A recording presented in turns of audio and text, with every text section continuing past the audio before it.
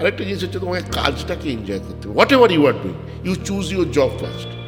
প্রথমে তুমি কি করবে সেটা নিজেকে চুজ করো। সেই কাজটার মধ্যে কিন্তু তোমাকে আনন্দ পেতে হবে। তুমি যদি আনন্দ না পাও সে কাজ করো না। আমি একটা কথা বলি, অনেকে জিজ্ঞেস করে যে মোহনবাগান আমাকে কি দিয়েছে, নাম, যশ, খ্যাতি।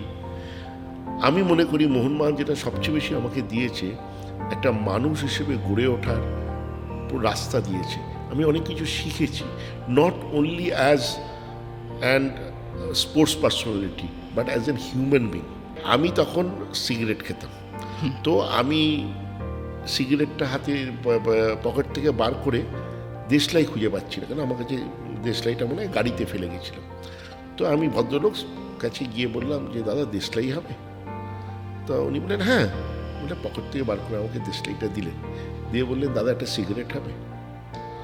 তো this is a learning process. আমি সেদিন বুঝেছিলাম যে এরম ধরনেরও মানুষ আছে যে একটা দেশলাই দিয়ে একটা সিগারেট চাইবে তোমার কাছ থেকে। এটা একটা খুব ছোট উদাহরণ, কিন্তু it is a very big example. জীবনে এরকম অনেক কিছু হবে যে কিছু ছোট কিছু দিয়ে তোমার থেকে সে অনেক কিছু বড় এক্সপেক্ট করবে। তো it is a learning process. আমি একটা মানুষ হতে গেলে ওটাও আমি শিখেছি।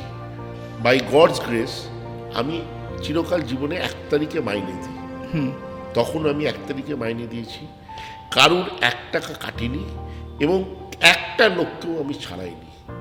কারণ আমি অলওয়েজ বিশ্বাস করি যে your business is your family. ওই যে 400টা লোক তোমার খালি আমার, দেখো আমি ওদেরকে বলি যে দেখো আমরা একটা গাছ, এই গাছে ফল হয়, সেই ফলটা তুমিও খাও আমিও খাই, মানে এইখান থেকে যে টাকাটা আসে সেখান থেকে তোমার বাচ্চার ডাক্তারও যায়, আমার বাচ্চার ডাক্তারও যায়। হয়তো আমার বাচ্চার ডাক্তার 500 টাকার ডাক্তারের কাছে গেল, তোমার বাচ্চার ডাক্তার হয়তো 100 টাকার কাছে গেল, কিন্তু দুটো টাকাই কিন্তু এই গাছ থেকে আসছে।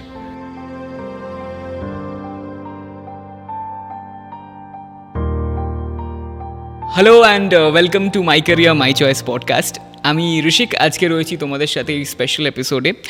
স্পেশাল কারণ যে জায়গাটায় আমি বসে আছি সেটা তো ডেফিনেটলি স্পেশাল, কিন্তু যে মানুষটা আমার সঙ্গে আজকে রয়েছেন তিনিও ডেফিনেটলি খুবই স্পেশাল সকলের কাছে। And the man needs no introduction, তাও আমি খুব ভালোভাবে ওয়েলকাম করতে চাইবো ওনাকে, mister Debashis Dutta, of course, who is the general secretary of Mohun Bagan. Sir, a very warm welcome to you on this podcast. Also the director of MBSG Group, the director of BGS Group, an entrepreneur for more than 35 years of experience, and finally the vice chairman of CIA West Bengal. এত কিছু একসাথে কি করে সামলান?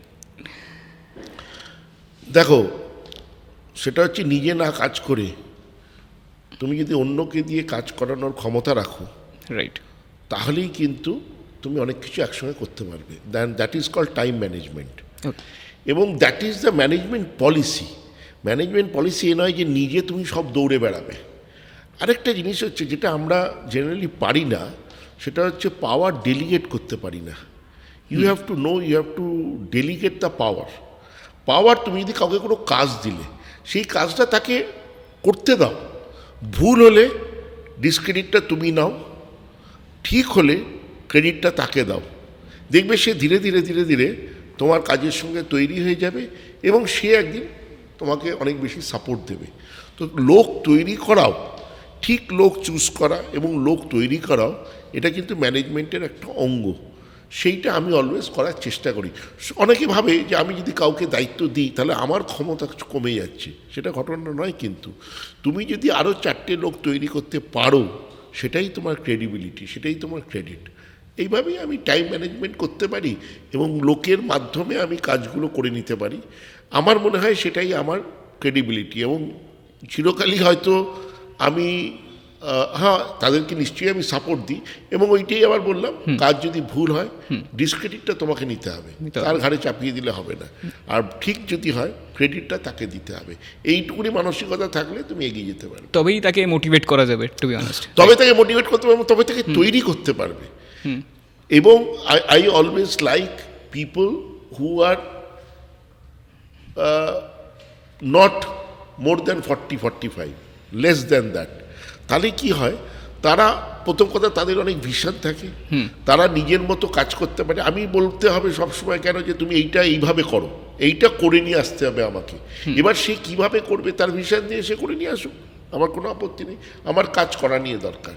তো সেইভাবে আমি চলার চেষ্টা করি, এবং সেটা আমার ব্যবসায় বলুন বা মোহনবাগান বলুন বা সিআইএ বলুন, আমি অনেক চেম্বারের সঙ্গে জড়িত ছিলাম। আমি বেঙ্গল ন্যাশনাল চেম্বারের সঙ্গে জড়িত ছিলাম, বেঙ্গল চেম্বারের সঙ্গে জড়িত আছি, তো অনেক কিছুর সঙ্গে আমি জড়িত আছি। কিন্তু আমি সেগুলো জড়িত থাকি। প্রথম কথা আরেকটা জিনিস আপনাকে আমি সবসময় বলি, যারা নেক্সট জেনারেশন তাদেরকে বলি, whatever you are doing you have to be honest with that work. তুমি একটা পদের জন্যে কোনো জায়গায় জড়িও না যদি না তুমি সেটাকে কাজ না করতে পারো। তুমি যদি কাজ করতে পারো, অনেকে অর্নামেন্টাল পোস্ট নেয়। অর্নামেন্টাল পোস্ট আমি পছন্দ করি না। আমি যেখানে যাব সেখানে যদি আমার কিছু ডেলিভারেবলস না থাকে, আমি যদি কিছু ইনপুট না দিতে পারি, আমি যদি কিছু সেটার জন্য কাজ না করতে পারি, আমার নিজেকে মনে হয় যেটা আমি পাওয়ার যোগ্য নই। তো সেই জন্য আমি এটা সবাইকে বলি, তোমরা কিছু করো, করে ওটাকে যোগ্য হয়ে তবে ওই জায়গাটায় অর্জন করো। জায়গাটাকে অর্জন করতে হয়, জায়গা পাওয়া যায় না, আমি যেটা বিশ্বাস করি। তো আমি এবং আমার কাছে পরবর্তী প্রজন্মকে, নেক্সট জেনারেশনকে, তোমাদের মতো ছেলে মেয়েদেরকে আমি সবসময় চাই যে এরা এগিয়ে আসুক, এরা নিজেরা কিছু করুক। নিজেরা কিছু করলে তবেই কিন্তু আমাদের দেশ এগোবে। শোনো, তোমার ভিশন আমার থেকে অনেক বেশি আছে, তোমার মতো ছেলে মেয়েদের ভিশন আমার থেকে বেশি আছে। আমরা বয়স্কদের থেকে নিশ্চয়ই অভিজ্ঞতা নেব, রাইট, কিন্তু ভিশনটা তোমাদের আছে। তোমরা যেখানে নিয়ে যেতে পারবে, আমিও পারবো না সেখানে নিয়ে যেতে। সেই জন্যে আমি সবসময় নেক্সট জেনকে সবসময় চাই তারা এগিয়ে আসুক। এবং সেইভাবেই আমি, যেটা তুমি প্রশ্ন করলে যে আপনি এতগুলো সামলান কী করে, টাইম ম্যানেজমেন্ট করতে গেলে তোমাকে নেক্সট জেনারেশনের ওপরে ভরসা রাখতে হবে, আস্থা রাখতে হবে। আর ভুল হবেই, ভুল হলে শুধু তাদের ভুল হলে তার ডিসক্রেডিটটা তোমাকে নিতে হবে, বলতে হবে আমি ভুল করেছি। তাহলে দেখবে ও খুব কনফিডেন্স পাবে পরের কাজটা করবার জন্য। কিন্তু আমি যদি প্রথমে বলি এই তুমি এটা ভুল কেন করলে, তাহলে কিন্তু সে পরের কাজটা করতে পারবে না, তার কনফিডেন্সটা নড়ে যাবে। মানুষ মাত্রই ভুল হবে, আমারও ভুল হয়। আমার ভুল হয় মানে আগেও হয়েছে, এখনও হচ্ছে, পরেও হবে, কারণ we are all human beings. Human বিংসদের ভুল হতেই পারে, কিন্তু ভুলটা নিয়ে বেশি কালচার করে, নেগেটিভিটি নিয়ে বেশি কালচার করতে নেই, আমি সবসময় বিশ্বাস করি। Be positive at any situation, you have to be positive. Positivity রাখো, you will get lot of things. কোনো কিছু আছে, এখন ধরো অন্ধকার, অন্ধকারেও আলোটা কোত্থেকে আসছে সেই দিশাটা তোমাকে খুঁজে বার করতে হবে। সেটা খুঁজে বার করলেই তুমি দেখবে তখন মনে হবে ওটা তো আলো আছে। তো সেই জন্যে it is your job too. আরেকটা আমি সবসময় বলি লোককে, তোমাকেও বলছি, ভেবো না জ্ঞান দিচ্ছি, সেটা হচ্ছে যে how to be you happy, that only you can do it. তুমি কি করে খুশি থাকবে সেটা অন্য কারোর উপরে ডিপেন্ড করে না, কিন্তু সেটা অনলি ডিপেন্ড করে তোমার কাছে, নিজের উপর। তোমাকে খুশি রাখতে হবে, অন্য কেউ খুশি রাখতে পারবে না। কিন্তু তুমি বলবে ও এইটা করেছে বলে আজকে আমার দুঃখ হয়েছে, ও ওইটা করেছে বলে আজকে আমার দুঃখ হয়েছে, তোমাকে খুশি রাখতে হবে। এটা অন্য পৃথিবীর কোনো শক্তি নেই তোমাকে দুঃখ দেওয়ার। যারা দুঃখ দেবে, কিন্তু তুমি কি করে খুশি থাকবে, তুমি কি করে আনন্দ থাকবে, তুমি কি করে এনজয় করবে। আরেকটা জিনিস হচ্ছে তোমাকে কাজটাকে এনজয় করতে হবে। Whatever you are doing you choose your job first. প্রথমে তুমি কি করবে সেটা নিজেকে চুজ করো। সেই কাজটার মধ্যে কিন্তু তোমাকে আনন্দ পেতে হবে। তুমি যদি আনন্দ না পাও সে কাজ করো না, তাহলে কিন্তু সেই কাজটাতে তুমি অনেক বেশি দূর এগোতে পারবে না। তোমাকে যদি এগোতে হয় প্রথম সেই কাজটাকে আনন্দ করতে হবে। টাকা, finance is secondary, primary is happiness, fulfilness, একটা নিজের মধ্যে একটা স্যাটিসফ্যাকশান যে আমি একটা কিছু করছি, আমি একটা কিছু পাচ্ছি, সেই হ্যাপিনেসটা যদি আসে না, আর তোমার যেটা এখানে লেখা থাকবে কপালে, যে ফাইন্যান্সটা লেখা থাকবে, যে অ্যামাউন্ট লেখা থাকবে, সেটা তোমার জীবনে আসবেই। কিন্তু আগে তোমাকে নিজেকে স্যাটিসফ্যাকশানটা সবচেয়ে ইম্পর্টেন্ট, যে আমি যে কাজটা করছি সেই কাজটা তোমাকে খুশি কিনা, না হলে কিন্তু তুমি সেই কাজে সাকসেস পাবে না। রাইট। তো আমরা খুব ভালো লাইন অফ অ্যাকশনে শুরু করেছি বলতে গেলে, কারণ এই পডকাস্টটা আমাদের মূল উদ্দেশ্যই হচ্ছে ইউথকে মোটিভেট করা। এবং আপনি খুব ভালো বললেন যে কাজে খুশি থাকাটা খুব জরুরি, যে আমরা হ্যাপিনেস পাচ্ছি কি না। তো এবার কথা তো হচ্ছে, ডেফিনেটলি কথা হবে মোহনবাগান নিয়ে ডেফিনেটলি, কিন্তু আমি সেই দেবাশিস দত্তকে জানতে চাইবো যার কথা হয়তো অনেকে জানে না। মানে আপনি শুধু তো মোহনবাগানকে সামলাচ্ছেন না, আপনি একজন অন্ত্রপ্রেনারও, এবং আমাদের ফিউচারে অনেক বাচ্চাই আমরা দেখতে পাচ্ছি, স্কুল হোক কলেজ হোক, তাদের মেন্টালিটি হচ্ছে কি আমি নিজের বিজনেস শুরু করব। তো একটু ওই দিকটাও জানতে পারবো, ছোটোবেলা থেকে কি মানে আইডিয়া ছিল যে বিজনেসে দেখুন, আসবেন? আমার বাবার বিজনেস ছিল, কিন্তু যে কোনো কারণেই হোক আমাদের বাড়িতে একটা প্রবলেম হয়, তাতে বাবা একটু অসুস্থ হয়ে যান। তারপরে আমি অ্যাকচুয়ালি 20 বছর বয়স থেকে এই বিজনেসের সঙ্গে জড়িত, এবং নিজেই আমি করেছি। তারপর আমার বাবা মারা যান যখন আমার 30 বছর বয়স, আমার মা মারা যান আমি যখন 28 বছর বয়স। তো প্র্যাকটিক্যালি আমার লাইফে আমি সেই অর্থে আমি একাই করেছি, কিন্তু জীবনে অনেক গাইডিং ফোর্স পেয়েছি, অনেককে গাইডিং ফোর্স পেয়েছি। আমি টুটু বোসকে পেয়েছি, রঞ্জন মিত্রকে পেয়েছি, যারা মোহনবাগান, আমি একটা কথা বলি, অনেকে জিজ্ঞেস করে যে মোহনবাগান আমাকে কি দিয়েছে, নাম, যশ, খ্যাতি। আমি মনে করি মোহনবাগান যেটা সবচেয়ে বেশি আমাকে দিয়েছে, একটা মানুষ হিসেবে গড়ে ওঠার রাস্তা দিয়েছে। আমি অনেক কিছু শিখেছি, not only as and sports personality, but as an human being.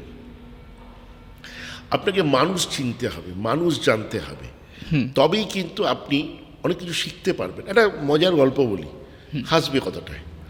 আমার জীবনে ফার্স্ট ডে মোহনবাগান 94-এর ঘটনা বলছি। আমি এসছি, দূরে দাঁড়িয়ে আছি, একটি লোক আমার দিকে এগিয়ে এলো, না রাইট, আমি তখন সিগারেট খেতাম। তো আমি সিগারেটটা হাতে পকেট থেকে বার করে দেশলাই খুঁজে পাচ্ছি না, কারণ আমার কাছে দেশলাইটা মনে হয় গাড়িতে ফেলে গেছিলাম। তো আমি ভদ্রলোক কাছে গিয়ে বললাম যে দাদা দেশলাই হবে? তো উনি বললেন হ্যাঁ, মানে পকেট থেকে বার করে আমাকে দেশলাইটা দিলেন, দিয়ে বললেন দাদা একটা সিগারেট হবে? তো this is a learning process. আমি সেদিন বুঝেছিলাম যে এরম ধরনেরও মানুষ আছে যে একটা দেশলাই দিয়ে একটা সিগারেট চাইবে তোমার কাছ থেকে। তো এটা একটা খুব ছোট উদাহরণ, কিন্তু it is a very big example. জীবনে এরকম অনেক কিছু হবে যে কিছু ছোট কিছু দিয়ে তোমার থেকে সে অনেক কিছু বড় এক্সপেক্ট করবে। তো it is a learning process. আমি একটা মানুষ হতে গেলে ওটাও আমি শিখেছি। ওটা বলবে, লোকে বলবে দেশলাই দিয়ে সিগারেট চেয়েছে, এটা কিন্তু খুব ছোট ঘটনা, কিন্তু ওটা আমার কাছে শিক্ষণীয় ছিল। Learning process, it is a learning process, right. তো তোমাকে একটা জিনিস আমি সবসময়, যেটা তুমি জানতে চাইলে, সেটা আমি বলি যে জীবনে আমি প্রচণ্ড বেশি ঠক্কর খেয়েছি। আমার প্রচুর শত্রু এখনও আছে, তখনও ছিল, এবং আমি মনে করি না যে আমি বিশাল কিছু সাকসেসফুল, কিন্তু আমি যতটা যা কিছু হয়েছি সেটা যেরকম মানুষ আমাকে আটকানোর চেষ্টা করেছে, যেরকম মানুষ শত্রুতা করার চেষ্টা করেছে, তার চেয়ে আমার মনে হয় বেশি মানুষ ছিল যারা আমাকে সাপোর্ট করেছে। কিন্তু আপনাকে একটা জিনিস, প্রত্যেকটা আমি ইয়াং জেনারেশনকে বলবো, তুমি সবার অভিজ্ঞতা নাও, সবার কথা শোনো, করবে ওই সবারটা শুনে বুঝে যেটা তোমার ঠিক মনে হচ্ছে সেটা তুমি করবে। তাতে হয়তো দুবার তুমি ভুল করবে, রাইট, কিন্তু থার্ডবারেরটা তুমি ঠিক করবে, তুমি ভুল থেকে শিক্ষা নেবে। আমি আপনাকে একটা কথা বলি, 16 বছর বয়সে আমি অ্যাকচুয়াল ব্যবসা শুরু করি। আমার বাবার থেকে কিছু টাকা নিয়ে আমি পুলিশের, ওয়েস্ট বেঙ্গল পুলিশের কন্ট্রাক্টরের কাজ করি, পুলিশ, থানা, ফাঁড়ি, রিপেয়ারিং, ছোট ছোট কাজ। আমার জীবনের প্রথম ব্যবসা, তার এস্টিমেট ছিল 36,000, 36,000 টাকা। তো যেদিন কাজটা শেষ হলো সেদিন আমি খরচা দেখলাম, খরচা হয়েছে 72,000 টাকা, মানে এক্স্যাক্টলি 100% লস, মানে ডাবল বেসিক্যালি। হ্যাঁ, তো আমি বাবার কাছে গিয়ে খুব কেঁদেছিলাম যে বাবা, আমি 36,000 টাকা তুমি দিলে, এখন এই খরচা, এত টাকা বাজারে দেনা আছে, দিতে হবে। তো আমার বাবা আমাকে বলল যে এটা হচ্ছে অত্যন্ত খুশির খবর, যদি তুই জীবনের প্রথম ব্যবসাটাই লাভ করতিস, তোর লাভ হতো খুব অল্প লাভ হতো, তাহলে তুই নিজেকে ভাবতিস আমি বিরাট কিছু করি।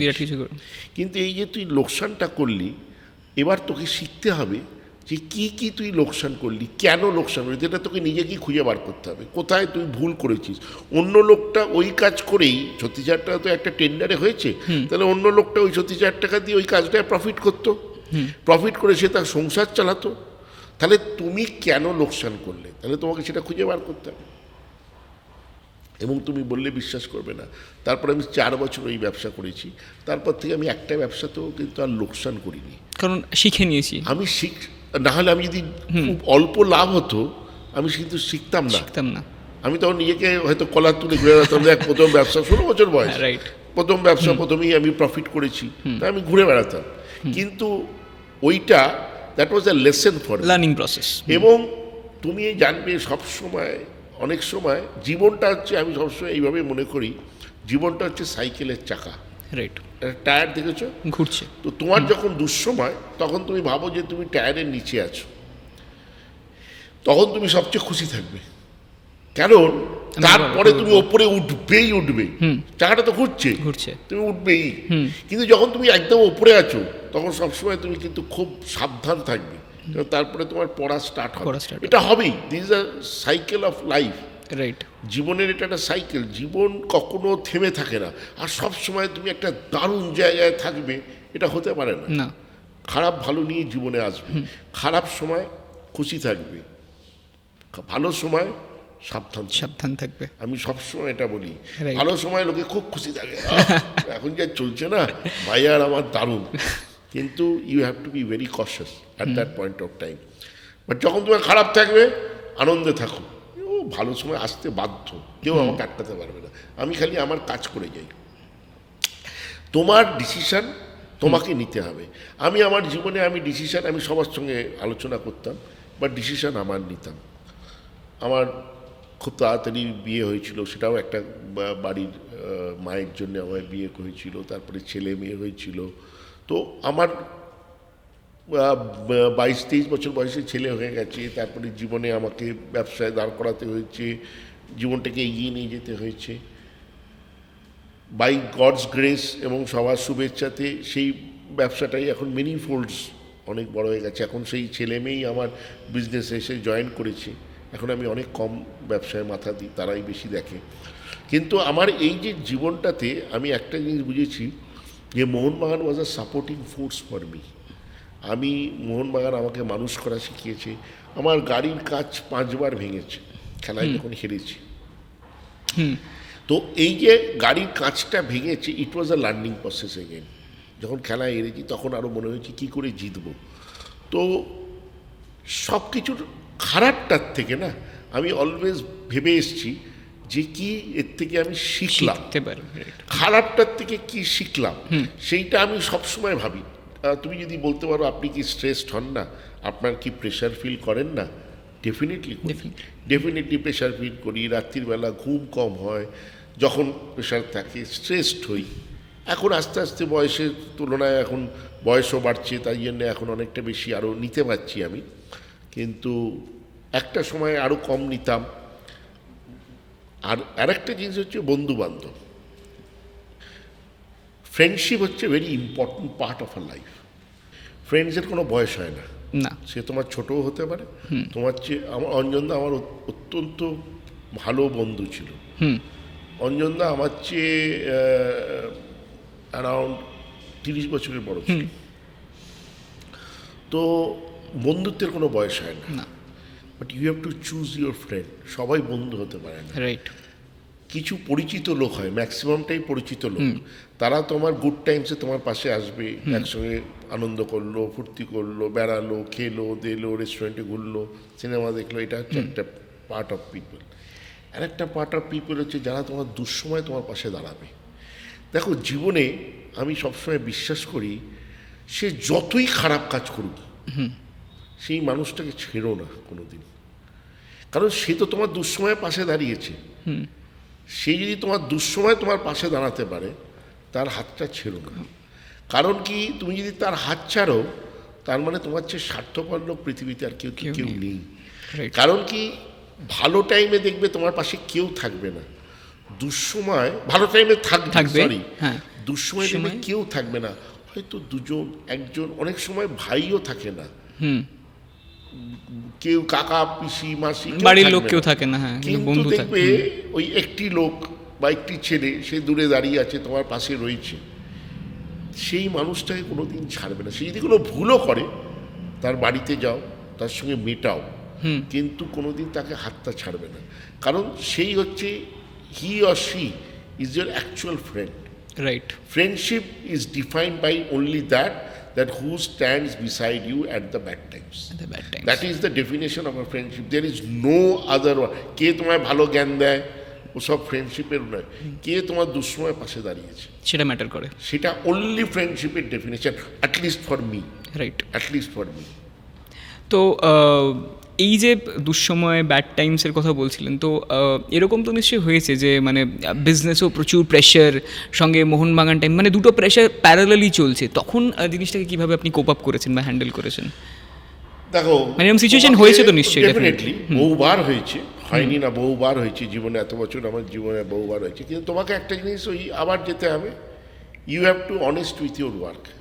রাইট, তুমি যে কাজটাই করছো সেটাকে, আমি আবার বললাম যখন ওই টেনশন আসে তখন আমি এই কাজটায় বেশি মন দিয়ে দিই, যে না এখান থেকে আমাকে উদ্ধার হতে হবে। আমার একটা প্রবলেম আছে, আমি হয়তো মেন্টালি আমি খুব সুস্থ নই, মানে আমি, তুমি এটা ভেবো না যে আমি তার মানে পাগল বলছি।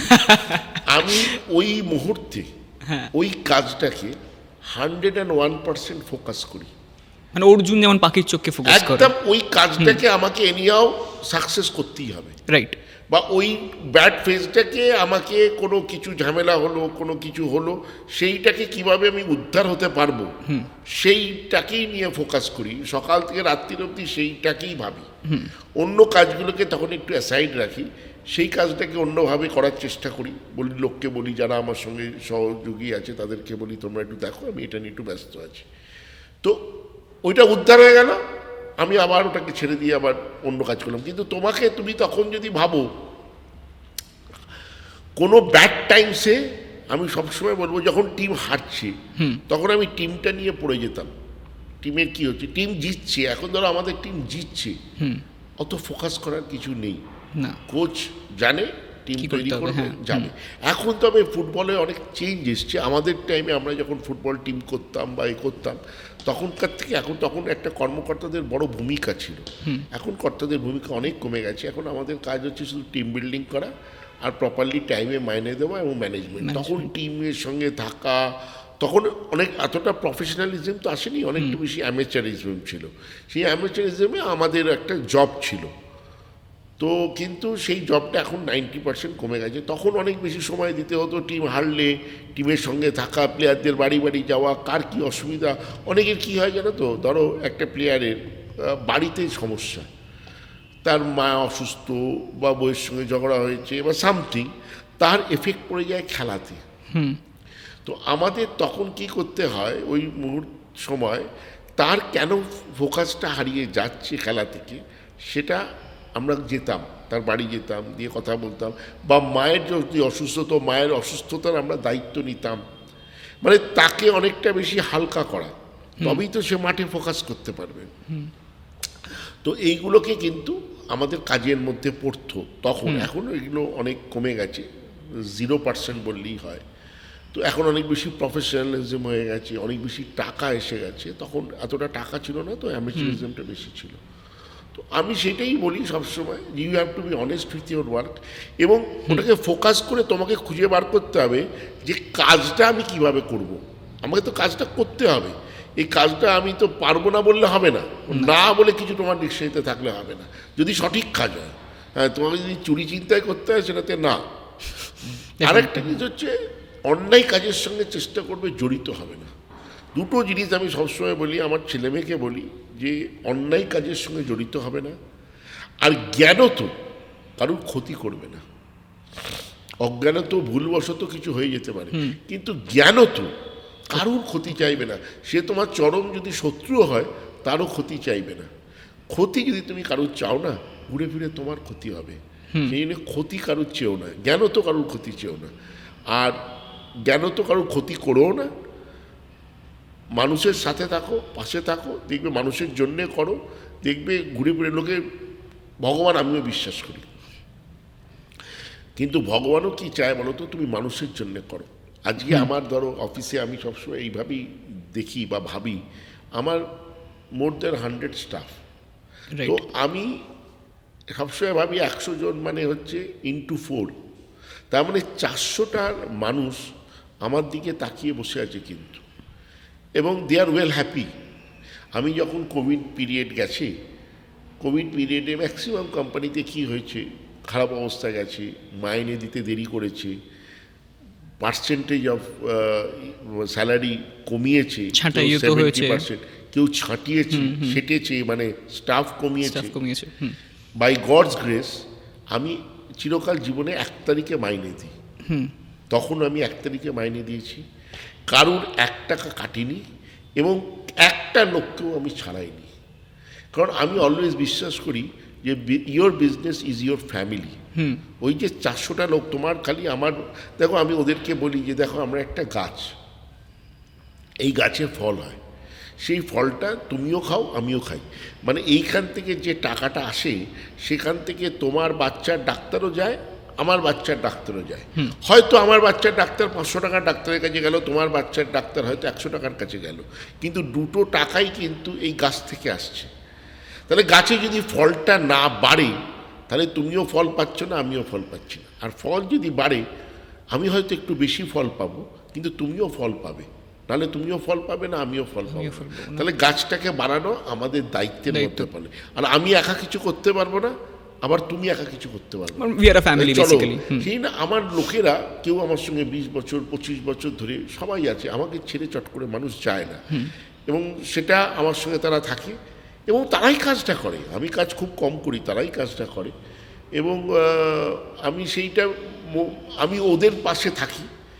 ওদের বাড়িতে কারোর কেউ অসুস্থ হলো, হসপিটাল ভর্তি করতে হবে, আমি সেটা আমার দায়িত্ব, সেটা আমি তাদেরকে হসপিটাল ভর্তি করা, তাদের দেখা, ডাক্তারের সঙ্গে কথা বলা, সেগুলো আমার কাজ। তুমি আমার কাজটা করবে আর তোমার কাজটা আমি করব।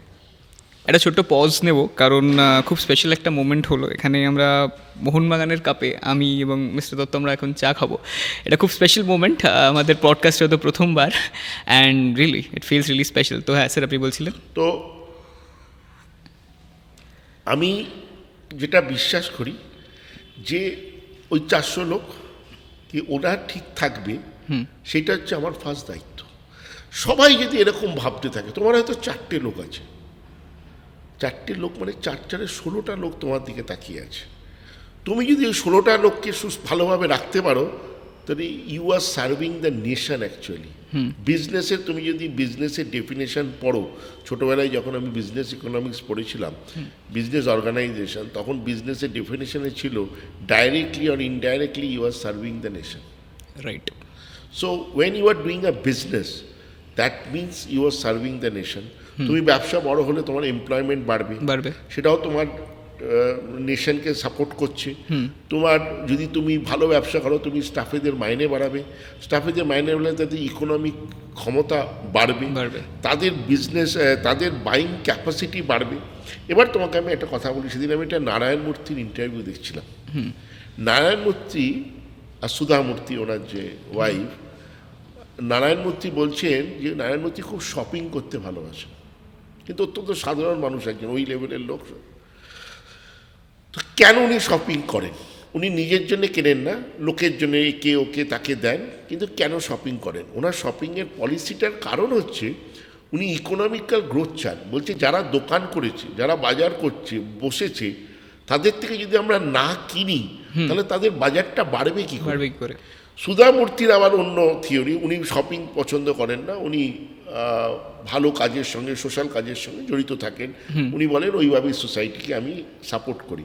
কিন্তু আমার এর কথাটা খুব ভালো লাগলো যে একজন জুতোর দোকান করেছে, জুতো বানাচ্ছে, তার থেকে তুমি যদি জুতোটা না কেনো তাহলে তার বিজনেস তো বাড়বে না, তাহলে তাদের বাইং ক্যাপাসিটি লোকের তো বাড়াতে হবে।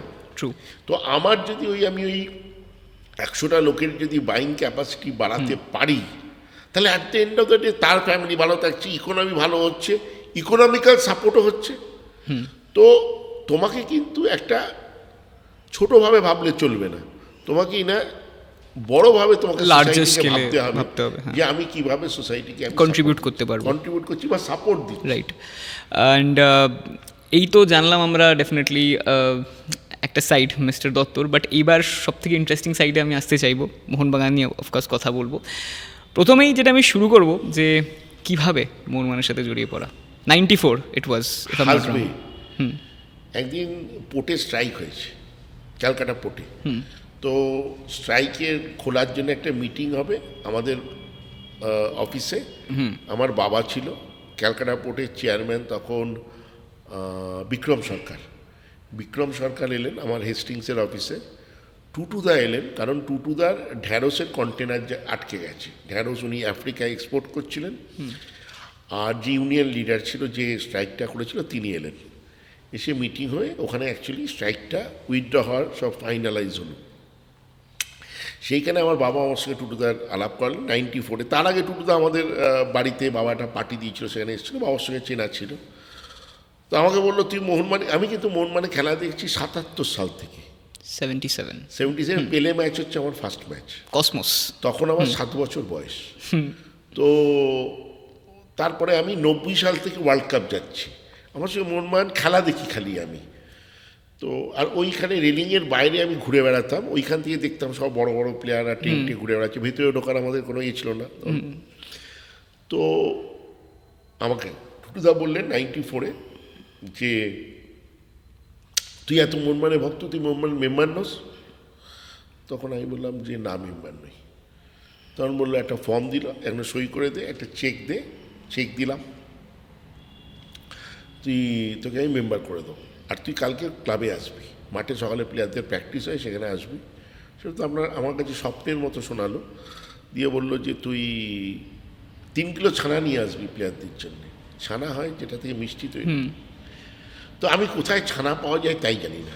তো আমি বাড়ি গেলাম, বাড়ি গিয়ে বাড়িতে বললাম যে এরকম আমার কালকে ভোরবেলা 3 কিলো ছানা চাই। তো আমাদের পাড়ায় একটা মিষ্টির দোকান ছিল, সেখানে গিয়ে আমাদের বাড়ির যে লোকটি আছে সেই গিয়ে বললো যে আমার এখনও মনে আছে তখন 70 টাকা করে ছানা ছিল। 3 কিলো ছানার দাম নিয়েছিল 210 টাকা। সেই 210 টাকা ছানা নিয়ে আমি সকালে মোহনবাগান মাঠে এলাম। তখন একজন ভদ্রলোক ছিল মাঠে, প্র্যাকটিস দেখতো, অনেকে তার মাঠে, অনেক সবাই তার নাম জানে। তার নাম হচ্ছে হারু মণ্ডল, হারুদা বলেই বিখ্যাত ছিল। তো হারুদাকে আমি গিয়ে বললাম, আমাকে বলেছিল হারুদাকে গিয়ে বলবি, আর আমি তারপরে আসবো ক্লাব মাঠে। তো আমি হারুদাকে বললাম যে হারুদা আমি এরকম এসছি, টুটুদা বলেছে। তখন উনি বললেন, ও আপনি ছানা এনেছেন?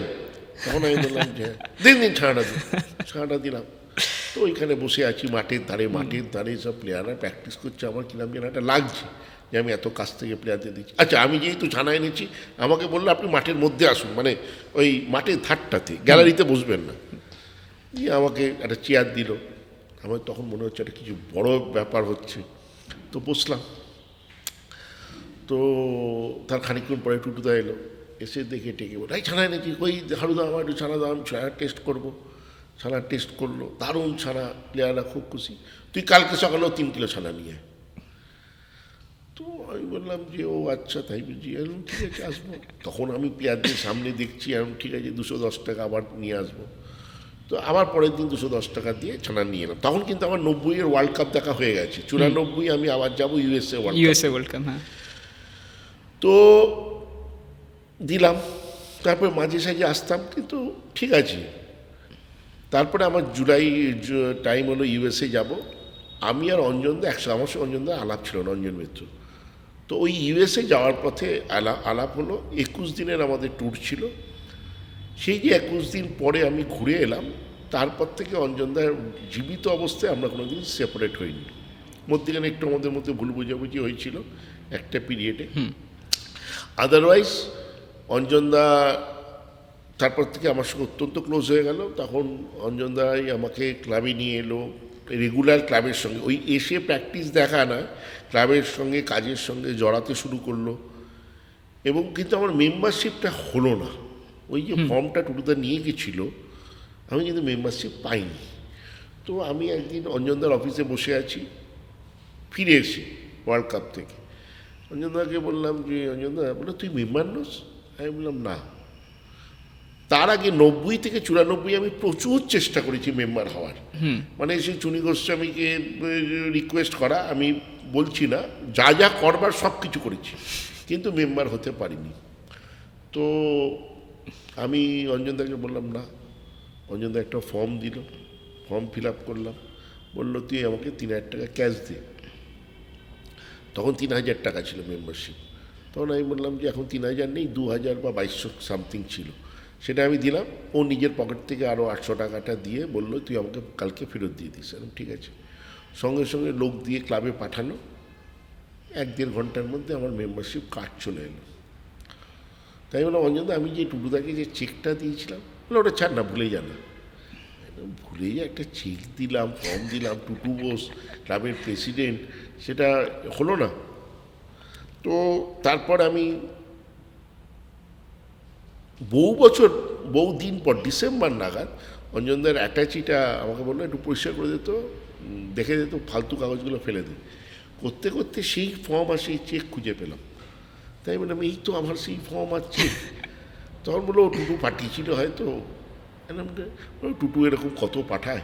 অ্যাকচুয়ালি টুটুদাও তখন কী হতো, যে যা বলতো ফর্মটা করে দিত, কিন্তু অঞ্জনদা বলতো এত আজে বাজে আসতো, তা আমি তখন স্ক্রিনিং করতাম, তোর ব্যাপারটা তো আমি জানি না, সেই জন্য ওটা ফেলে রেখে দিয়েছি। অনেকগুলো ফর্ম ছিল সেখানে। তো যাই হোক, তো সেটা একটা মজার গল্প বলে বললাম। তো মোহনবাগানে কিভাবে জয়েন করা হলো সেই গল্প তো জানলাম ডেফিনেটলি। ওইভাবে জয়েন করেছিলাম 94। রাইট। তারপরে 97 একটা অদ্ভুত ঘটনা ঘটে। 95-96 আমি এমনি টিমের সঙ্গে থাকতাম। 97-এ আমরা টিম বিল্ডিং করলাম। রাইট। অ্যাকচুয়ালি আমি টিম বিল্ডিংটা করেছিলাম, আমার সঙ্গে কিছু সহযোগী ছিল। এবং আমাদের 97-এ খুব সাকসেস ছিল। আমরা প্রথম ন্যাশনাল লিগ জিতলাম, হ্যাঁ, আমাদের সাকসেস ছিল। তো সেইখানে ন্যাশনাল লিগের আগে চিমার আসার কথা, চিমা জয়েন করবে। ফার্স্ট ম্যাচ চিমা খেলবে, কিন্তু চিমার তখনকার দিনে আইটিসি আসতো, ইন্টারন্যাশনাল ট্রান্সফার সার্টিফিকেট। ওই যে ক্লাবে খেলছে বিদেশে, সেখান থেকে আইটিসি আসতো ফিফা থেকে সেটা আসতো আমাদের অল ইন্ডিয়া ফুটবল ফেডারেশন। প্রথমে এখান থেকে অ্যাপ্লিকেশন যেত, এখন তো খুব ইজি হয়ে গেছে, তখন বিশাল লম্বা প্রসেস ছিল। এবার রেজিস্ট্রেশনের টাইম ছিল খুব শর্ট, মানে 24 ঘন্টা আগে রেজিস্ট্রি করতে হতো, আর আমার ওই আইটিসিটা আনতে হবে প্র্যাকটিক্যালি একদিন আগে। তো আমি একে বললাম যে আইটিসি আমার দরকার, চিমা আমাকে একটু, অঞ্জনদা বললো যে একটা হতে পারে, তুই আইটিসিটা আমাকে 24 ঘন্টার মধ্যে আনিয়ে দে। রাইট। তো আমি বললাম যে ঠিক আছে, আমি আনিয়ে দেবো। তো বললো তুই পারবি 24 ঘন্টার মধ্যে আনাতে? তখন আমি বললাম যে হ্যাঁ আনিয়ে দেবো। তখন তুই যদি আনিয়ে দিস তোকে একটা বড়ো পুরস্কার দেবো। আমি বললাম ঠিক আছে। তো যেটা অবিশ্বাস্য, কিন্তু ভগবানের অশেষ দয়াতে আমি 24 ঘন্টার মধ্যে আমি আইটিসি আনিয়ে দিতে পারলাম। আনানোর পর ও রেজিস্ট্রি করলো এবং পরের ম্যাচ থেকে ও খেলা শুরু করলো। দিয়ে আমরা ন্যাশনাল লিগ, অঞ্জনদা আমাকে সেই দিন, যেদিন আইটিসি এলো, সেই দিন আমাকে একটা চিঠি দিল, ফুটবল কনভেনার। যে পোস্টটা ওই একবারই তৈরি হয়েছিল, আর কোনো দিন হয়ওনি, কিন্তু ফুটবল কনভেনার আমি 97 থেকে 2005, মানে প্র্যাকটিক্যালি 2003-এর পর 2 বছর ওই এর কোর্টের অধীনে ছিল। 97 থেকে 2003 কিন্তু গোল্ডেন পিরিয়ড অফ মোহনবাগান বলা যেতে পারে। 97 national league, 99 national league, 2001 national league. এক বছর তো আমরা 2000 সালে 1 পয়েন্টের জন্য আমরা ন্যাশনাল লিগ পাইনি, ইস্ট বেঙ্গল পেল ঠিক 1 পয়েন্টের জন্য। তো তারপরে ফেডারেশন কাপ, কলকাতা লিগ, তখন সাকসেস। তার মধ্যে যে ঘটনা ঘটলো, 99-এ ব্যারেটোকে নিয়ে আসা। 99-এ তার আগে একটা ব্রাজিলিয়ান প্লেয়ার, তার আগে ব্রাজিলিয়ান প্লেয়ার কিন্তু কলকাতায় আসতো না, সব ওই নাইজেরিয়ান, ইথিওপিয়ান, মানে যারা একটু dark African side, basically African সাইডে, তাদেরকে বেশি আসতো।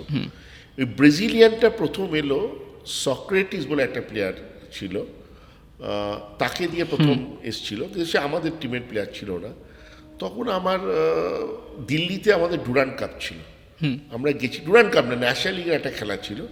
তো সেখানে আমরা একটি স্কুলের মাঠে আমরা প্র্যাকটিস করছিলাম। তো সেই স্কুলের প্রিন্সিপাল মোহনবাগান প্র্যাকটিস করছে বলে উনি এসেছিলেন দেখতে প্র্যাকটিস।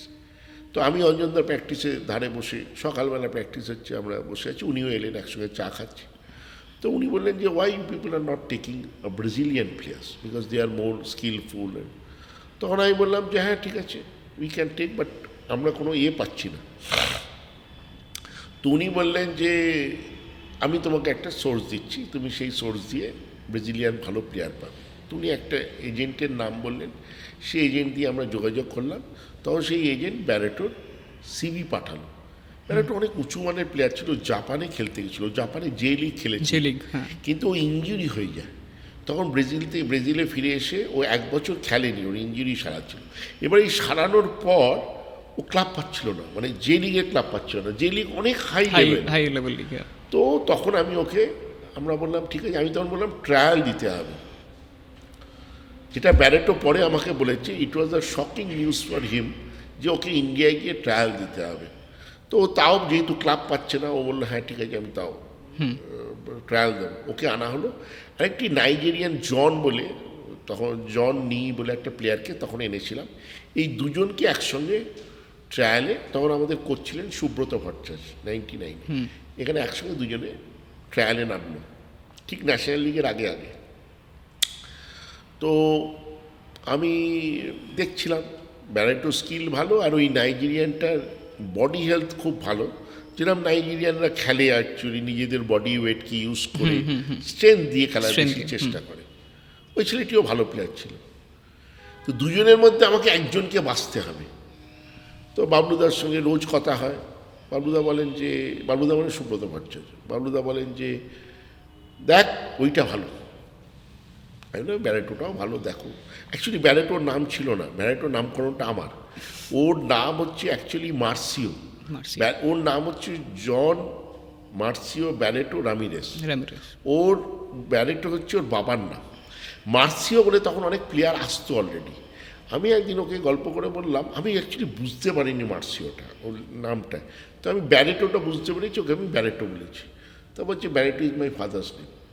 বললাম এখানে ব্যারেটো চলবে, এরকম কোনো অসুবিধা নেই, তুই ব্যারেটো বল, তো অসুবিধা হবে না।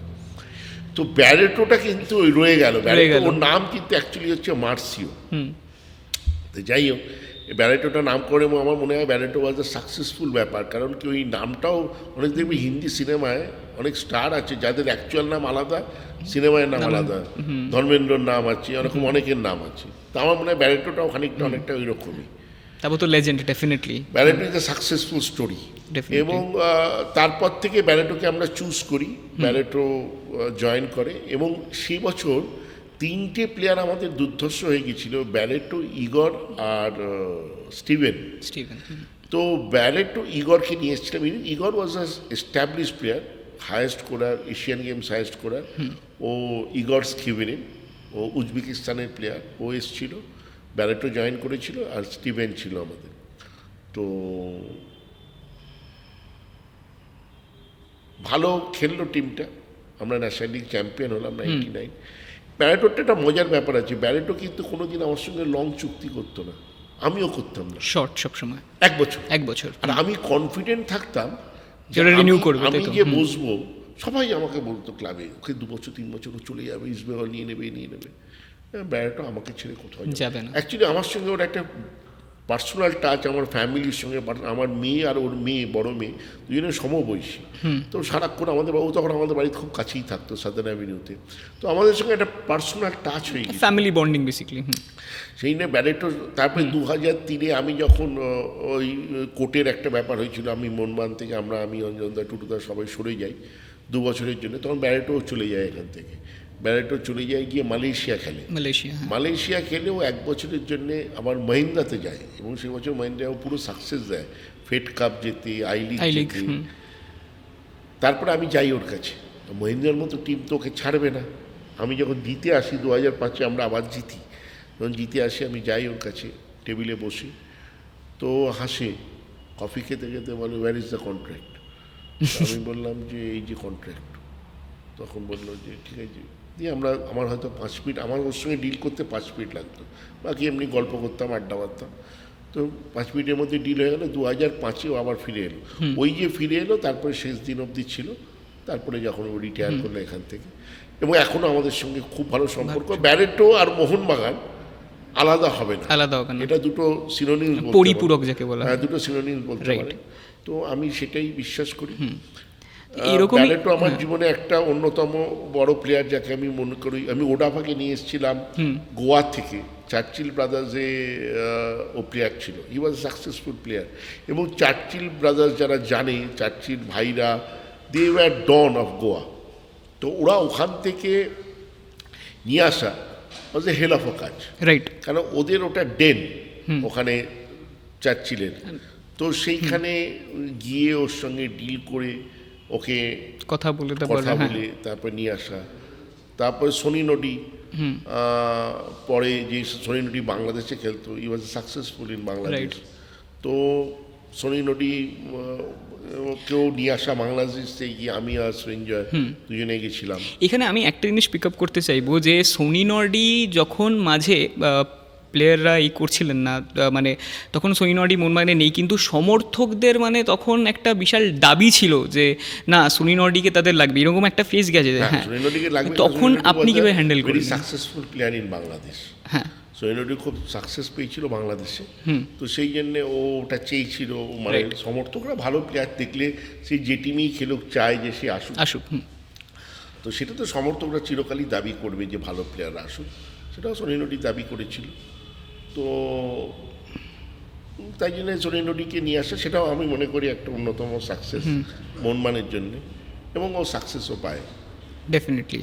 রিসেন্টলি একটা খুব বড় মানে টার্ন অ্যারাউন্ড হয়েছে বলতে পারি, যে আমাদের আইএসএল এসছে, এটা খুব বড় প্রফেশনাল লিগ, মোহনবাগানও ডেফিনেটলি জয়েন করেছে। এবং যখন মোহনবাগান জয়েন করেছিল তখন মোহনবাগানে মিস্টার গোয়েঙ্কার সাথে কথা বলে নাম রাখা হলো ফার্স্ট এটিকে মোহনবাগান। কিন্তু এতে অনেক সমর্থক তাদের প্রবলেম ছিল, কিন্তু আপনি সমর্থকদের ডাকে সাড়া দিয়ে, সেই যেমন একসময় ডাকে সাড়া দিয়েছিলেন, সোনিকে এনেছিলেন, তারপর বারবার মাঝে আমাদের 2015 আই লিগ জেতার পর আবার কিছুটা ফেজ গেছিলো, তখন আবার একটা নতুন টিম যেটা আমরা 2020 জিতলাম উইথ আন্ডার কিভোভিক ইউনিয়া। এরকমই আবারও আপনি সমর্থকদের কথা শুনে তাদের ডাকে সাড়া দিয়ে ফাইনালি যেটা সমর্থকদের দাবি ছিল সেটা আপনি তাদের রাখলেন, সমর্থকদের কথা রাখলেন, এটা কি করে? আমি এই গল্পটা খুব জানতে চাইবো। আপনারা এখন একটা জিনিস দেখুন, গত 4 বছর 3 বছর যখন মোহনবাগান যে আইএসএল খেলছি, মোহনবাগান অন্যতম সেরা ক্লাব অবভিয়াসলি আইএসএল, এ নিয়ে কোনো দ্বিধা থাকতে পারে না। এবার আমরা যে বাজেটের টিম করতাম আইএসএল, সেই বাজেটের থেকে অনেক উপরে। ডেফিনেটলি। তাহলে আপনাকে কি করতে হবে? আপনার যখন সংসার চলবে না, তখন আপনাকে বাড়ির একটা পোর্শন ভাড়া দিতে হবে তো। তাহলে যে ভাড়া আসবে তাকে আপনাকে সঠিকভাবে রাখতে হবে, তাকে জল সব ব্যবস্থা রাখতে হবে। তো এই মোহনবাগান আমাদের একার পক্ষে সম্ভব ছিল না আইএসএল খেলার, তাহলে আমাকে পার্টনার নিতে হবে, জয়েন্ট ভেঞ্চার পার্টনার। এই চুক্তিতে টুটুদা, টুম্পাই এবং আমি 3 জনে মিলে মিস্টার গোয়েঙ্কার সঙ্গে করে চুক্তি হয়। চুক্তিতে ডেফিনেটলি এটিকে মোহনবাগান, এটিকে নামটা, বিকজ এটিকে ওয়াজ আ ক্লাব অ্যাট দ্যাট টাইম, এটিকে মোহনবাগান হয়ে যায়। আপনি যদি জিজ্ঞেস করেন আপনারা কি মন থেকে মানতে পেরেছিলেন? না, পারিনি। কিন্তু আমরা আজকের দিনটা দেখতে পেরেছিলাম। আমাদের 3 জনেরই সেই ভিশন ছিল যে আমরা যদি এনার সঙ্গে হাত মেলাই তাহলে মোহনবাগানকে আমরা অনেক দূর নিয়ে যেতে পারবো। আমাদের নিজেদের স্বার্থটাকে আমরা কম রেখেছিলাম 3 জনেই, কারণ আমাদের লোকে কী ভাবে যে আমি যদি কাউকে দিয়ে আমার ক্ষমতা চলে যাবে। আমাদের ফুটবলে সত্যি কথা এখন সেই অর্থে যেটা ফুটবল আমরা চালাতাম সেই অর্থে ক্ষমতা নেই, কিন্তু ক্ষমতা আগে না মোহনবাগান আগে? আমাদের 3 জনের কাছেই মোহনবাগানটা আগে ছিল।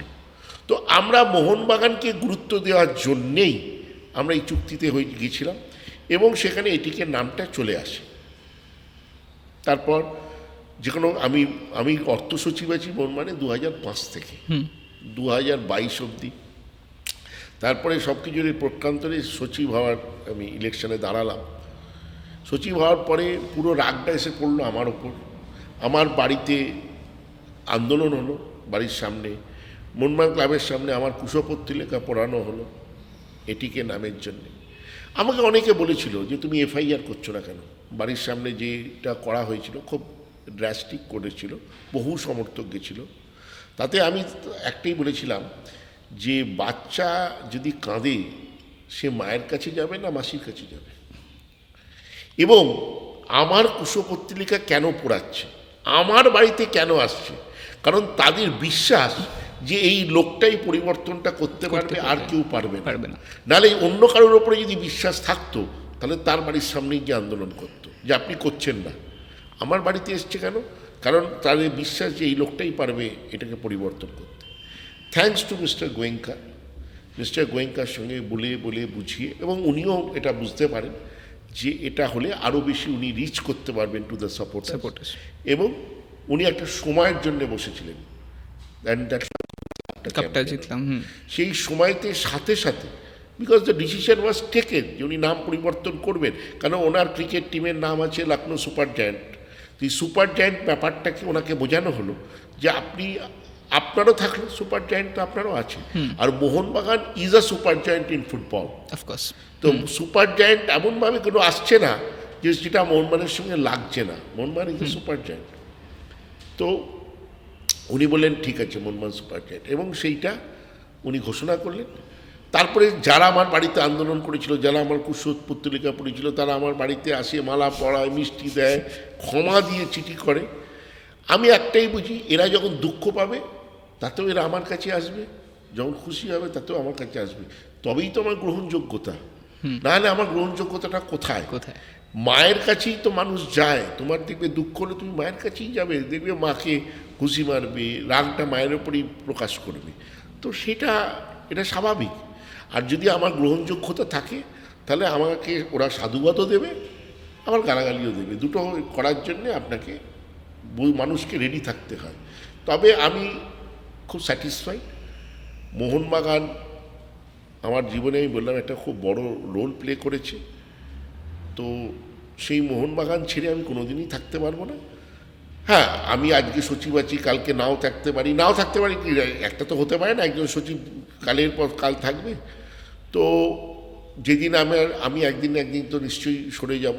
এবং আমি ক্লাবের, আমি এত বছর মন মানতে আছি। আমি এখন দেখুন এই 3 বছর যে আমাদের এই কমিটির, আপনি দেখবেন বাইরে মূর্তি হয়েছে, একটা টোটাল ট্রিমেন্ডাস ইনফ্রাস্ট্রাকচার ডেভেলপমেন্ট হয়েছে। এবং যেটা সবচেয়ে বেশি করেছি আমি, আমার যেটা সবাই সাহায্য করেছে এই কমিটি, যে অনেক বেশি ঝাঁ চকচকে ব্যাপার হয়েছে। কারণ আমার টার্গেট হচ্ছে পরবর্তী প্রজন্ম, নেক্সট জেন, যারা চলে যাচ্ছিল বার্সেলোনা, রিয়াল মাদ্রিদ। আজকে তুমি মাঠে যাও, সল্টলেক স্টেডিয়ামে আইএসএল খেলা হয়, দেখবে সাপোর্ট বেসটা হচ্ছে 17 থেকে 30, সেটা ম্যাক্সিমাম এজ গ্রুপ। হ্যাঁ, তারপরে গ্রুপটাও আছেই, কিন্তু 17 থেকে 30 ম্যাক্সিমাম। এবং মহিলা ফ্যান্সও যথেষ্ট পরিমাণে। আমি মনে করি সেটা একটা আমাদের সবার ক্রেডিট। এবং সমর্থকদের মানসিকতা ট্রিমেন্ডাস পাল্টেছে। আগে সমর্থকরা গাড়িতে ইট মারতো, গালাগালি দিত। মান্নাদাকেও, শৈলেন মান্নাকেও মোহনবাগান মাঠ থেকে পুলিশ ভ্যানে করে ছেড়েছে। সেখানে এখন সমর্থকরা, আমরা যদি 1 গোল খাই, ফ্যান ক্লাবগুলো তখন সাপোর্ট দেয়, তারা গান করে, তারা চ্যান্ট করে। There is a tremendous পরিবর্তন ইন দ্য সাপোর্টিং মানসিকতা। তো এটা কিন্তু একটা ফুটবলের খুব বড় পরিবর্তন এসছে আমি মনে করি। এবং সেই জন্য আমি চাই নেক্সট জেন যেন যত বেশি আসবে, তাদেরই আমার হচ্ছে লক্ষ্য। আমার লক্ষ্য 50, 60, 70, 80 নয়। আমার লক্ষ্য হচ্ছে 17 থেকে 15 থেকে বা ছোট বাচ্চারা, একদম ছোট যারা, আমি বলি যে আমাদের অ্যাম্বাসাডার কারা? আমাদের অ্যাম্বাসাডার আমরা নই, আমরাও নয়, কোনো প্রাক্তন প্লেয়ারও নয়। আমাদের অ্যাম্বাসাডার হচ্ছে সমর্থকরা। আপনার পাড়াতে যে সমর্থক আছে, আপনি ধরো জানেন যে এই মোহনবাগান সমর্থক, তার ভাষা, তার কথা বলা, তার social media posting is very important. কেন এই ছোটো ছোটো বাচ্চারা কিন্তু আপনাকেই জানে যে এ হচ্ছে মোহনবাগান দাদা বা মোহনবাগান কাকু। মোহনবাগান শব্দ কিন্তু সে শিখছে তোমাকে দেখে। তাই জন্য তোমার আচার ব্যবহার, কথা বলা, সোশ্যাল মিডিয়া পোস্টিং হচ্ছে মোহনবাগান। সবটা মোহনবাগান ক্লাব নয়, দায়িত্ব কিন্তু সমর্থক। এবং সমর্থকরাই কিন্তু মোহনবাগানকে আজকে এই জায়গায় নিয়ে এসছে, আমরা আনিনি। সমর্থকরাই হচ্ছে ব্যাকবোন অফ মোহনবাগান। সেই জন্য তাদের দায়িত্ব হচ্ছে সবচেয়ে বেশি। The fans are actually the backbone of Mohun Bagan. Right. Well, এখানেই তাহলে আজকে পডকাস্টটা আমরা এন্ড করছি। Thank you mister thank you very much Debashis Dutta sir. বড় হও, ভালো হও। Thank you sir, thank you.